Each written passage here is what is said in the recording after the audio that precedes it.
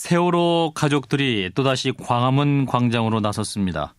해양수산부가 입법 예고한 세월호 특별법 시행령안 폐기를 촉구하면서 어제부터 416시간 농성에 돌입한 것인데요. 어제 오후 농성을 선포하는 과정에서 경찰과의 물리적 충돌도 있었다고 합니다. 세월호 참사 1주년이 다가오지만 진상규명은 아직도 원점을 맴도는 상황이죠. 지금 농성에 나선 세월호 가족 중에 특히 이분의 감회 남다를 것 같습니다. 지난해 7월 46일간 단식 농성에 나섰던 분이죠. 유민 아빠 김용호 씨를 만나보겠습니다. 김용호 씨 안녕하세요. 네, 안녕하세요. 유민 아빠입니다. 예. 자, 그동안 잘 지내셨죠? 예, 잘 지냈습니다. 예. 그런데 416시간 농성에 들어갔다 이런 발표가 있었는데 그러면 김용호 씨는 어디 계셨 건가요, 지금? 저는 광화문 세종대왕상 앞에서 잠을 잤습니다. 아하, 그래요. 자, 그러니까 어제 세월호 가족협의회가 대통령과의 면담을 요구하면서 청와대로 향하는 과정에서 충돌이 있었던 거 아닙니까? 예.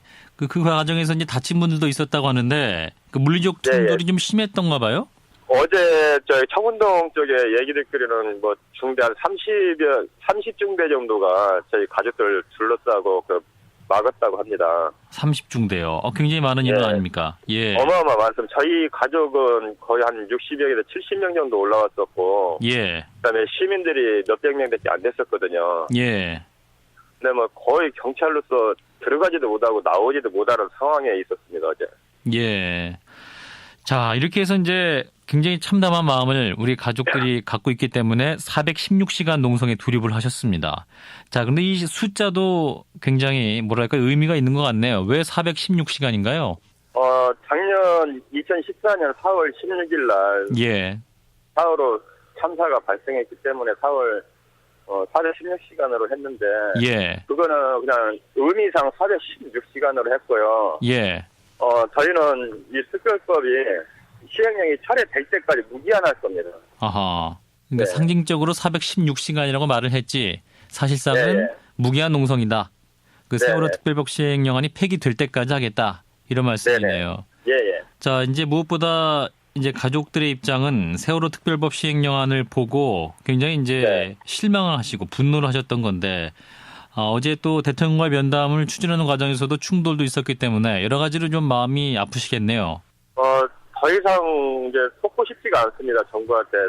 처음에는 뭐 해줄 것처럼 다 얘기를 하고 저희를 위로해 줍니다.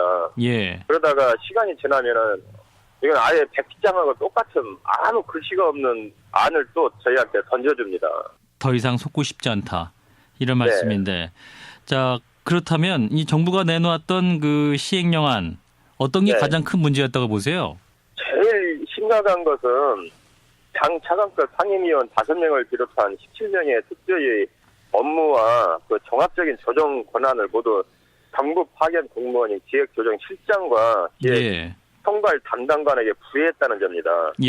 조사 대상인 정부가 특조위 업무의 독립성하고 객관성 모두를 무시하는 의도를 두고 있는 겁니다. 그리고 진상조사도 지금까지 해왔던 진상조사를 자료 검토만 하고 자료 조사만 해라.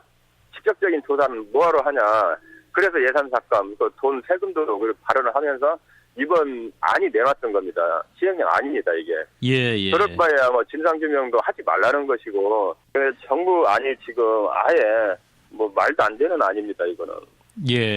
세월호 사건은 우리 사회의 그 상징적인 그런 사건이었고 이를 통해서 이제 우리 사회 안전에 대한 문제 제기를 한 것인데 계속 범위가 축소되고 또한 진상 규명을 위한 노력도 하지 않는 것 같기 때문에 안타깝다 이런 말씀이시네요.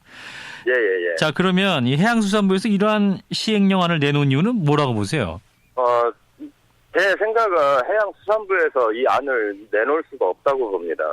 뭐 해양수산부 지금 몇 차례 접촉을 한 적이 있습니다. 논의 과정에서 만나서 얘기를 들어봤는데 자기네는 권한이 없답니다. 자기네들은 권한이 없다니까 그러면 결론적으로는 정부에서 한다는 거 아니겠습니까?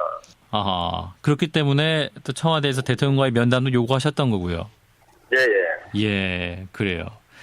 이러한 이제 시행령안을 들으시면서 이제 김용호 씨 말고 주위 가족들은 어떤 반응 보이셨어요? 지금 이 안이 전혀 이건 말도 안 되는 안이고 그래서 일주기가 내일모레입니다. 그렇죠. 며칠 있으면 일주기 추모 행사를 해야 되는데 예. 저희가 지금 이 시행령이 철회가 안 될 경우 일주기 행사 또한 안 할 걸로 하고 있습니다.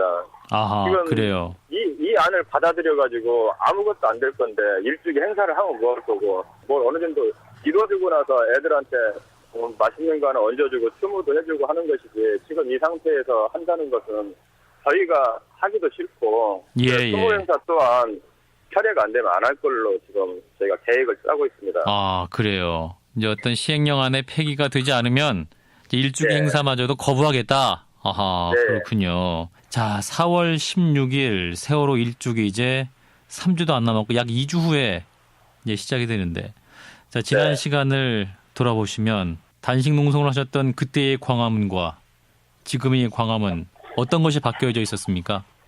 작년에도 이 길바닥에서 잠을 자고 그렇게 싸우고 했는데 다시 또 1년이 다 돼가도 길거리에 있다는 게 변한 게 아무것도 없다는 것입니다. 예. 전 너무 분통하고 억울하기만 합니다. 네. 1년 후에 지금의 모습도 전혀 다른 것이 없다. 네. 자, 그렇다면 이제 가족들 입장에서는 이제 지지부진한 진상 규명 이런 과정들 보시면서 뭐 일주기 행사도 하지 않겠다 이런 말씀하지 않으셨습니까? 자, 그렇다면 우리 유민이가 이런 상황을 지켜봤다면 아빠에게 무슨 말을 했을 거라고 보세요?